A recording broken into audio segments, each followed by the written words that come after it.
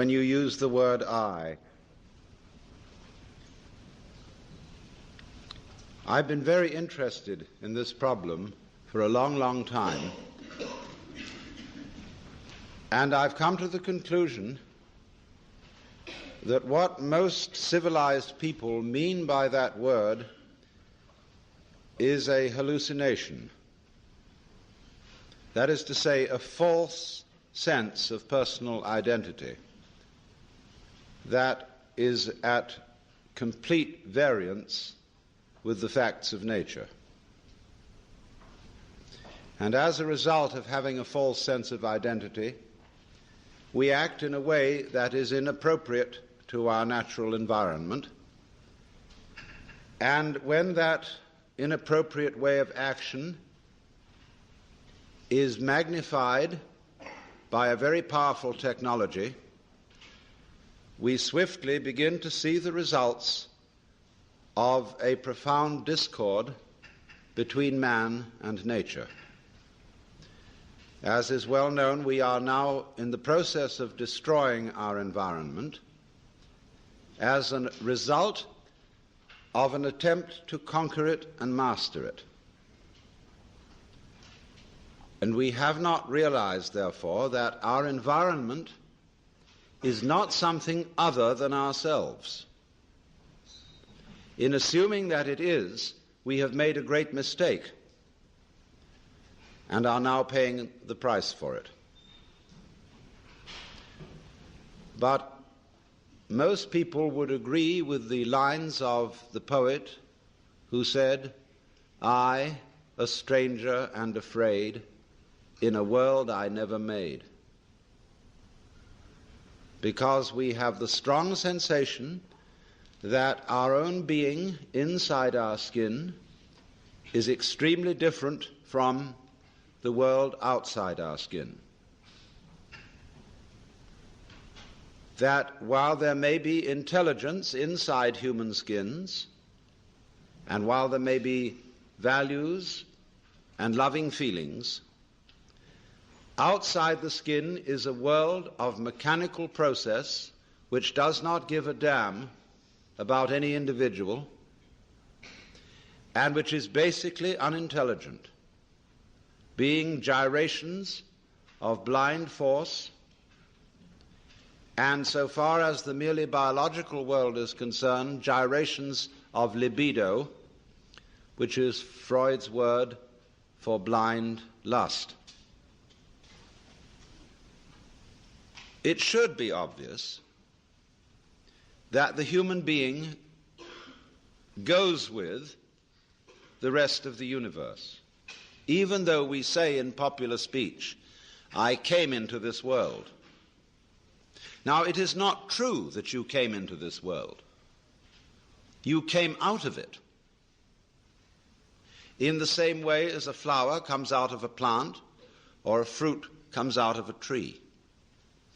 And as an apple tree apples, the solar system in which we live, and therefore the galaxy in which we live, and therefore the system of galaxies in which we live, that system peoples.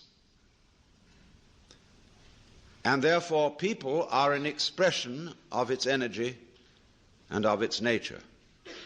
If people are intelligent, and I suppose we have to grant that if, then the energy which people express must also be intelligent, because one does not gather figs from thistles and grapes from thorns. But it does not occur, you see, to the ordinary civilized person to regard himself or herself as an expression of the whole universe. It should be obvious that we cannot exist except in an environment of earth, air, water, and solar temperature, that all these things go with us and are as important to us, albeit outside our skins, as our internal organs, heart, stomach, brain, and so forth. Now, if then we cannot describe the behavior of organisms without at the same time describing the behavior of their environments, we should realize that we have a new entity of description, not the individual organism alone, but what would now be called a field of behavior, which we must call rather clumsily the organism environment.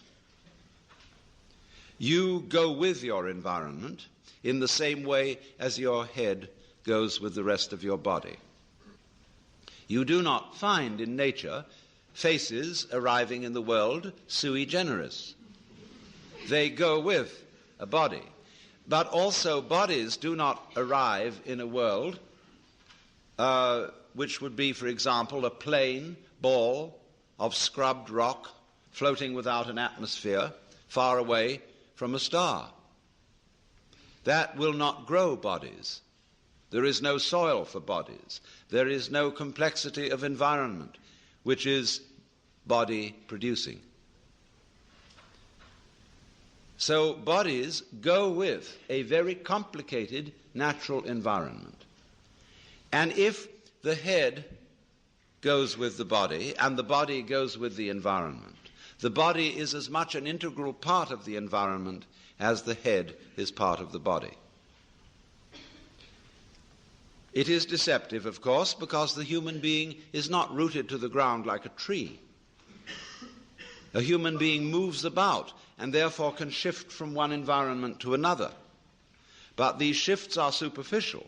The basic environment of the planet remains a constant. And if the human being leaves the planet, he has to take with him a canned version of the planetary environment. Now, we are not really aware of this. Upon taking thought and due consideration, it does occur to us, yes, indeed, we do need that environment. But in the ordinary way, we don't feel it.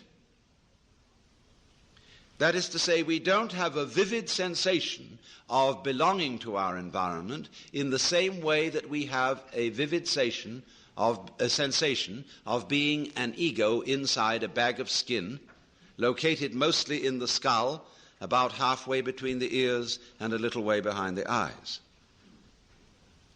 And it issues in these disastrous results of the ego, which, according to 19th century common sense, feels that it is a fluke in nature,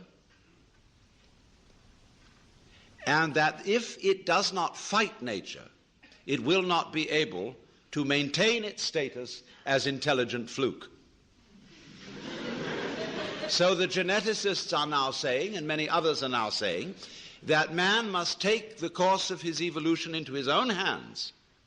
He can no longer trust the wiggly, random, and unintelligible processes of nature to develop him any further, but he must interfere with his own intelligence and through genetic alterations breed the kind of people who will be viable for human society, and that sort of thing. Now this, I submit, is a ghastly error, because human intelligence has a very serious limitation.